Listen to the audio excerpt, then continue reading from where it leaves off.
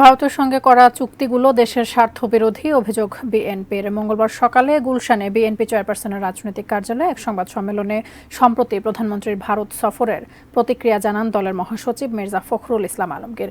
তিনি বলেন, ভারতের সঙ্গে 10টি চুক্তি এবং সমঝোতা স্মারকের সুবিধা পাবে সেই দেশ। তিস্তাসহ অভিন্ন নদীর পানি বন্টন চুক্তি না হওয়া, সীমান্তে বাংলাদেশিদের হত্যা বন্ধ না করায় ক্ষুণ্ণ হয়েছে দেশের স্বার্থ। তিনি বলেন, কানেক্টিভিটির নামে বাংলাদেশের অভ্যন্তরে ভারতের এক প্রান্ত থেকে অপর প্রান্তে রেল যোগাযোগ, ডাক এবং টেলিযোগাযোগের সমঝোতায় এসব কোনো ক্ষেত্রেই দেশের লাভ হয়নি। মহাসচিব বলেন, সরকার পরিকল্পিতভাবে বাংলাদেশকে ভারতের উপর নির্ভরশীল করে ফেলছে।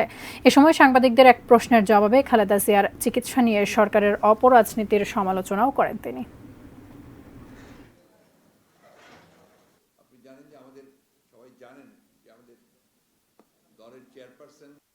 কানেক্টিভিটি হবে, আমার স্বার্থ নিয়ে হবে, আমার স্বার্থকে বিসর্জন দিয়ে হবে না, আমার পানিকে বাদ দিয়ে কোনো চুক্তি হবে না।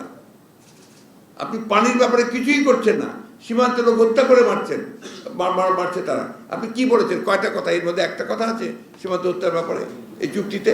একটাও নেই।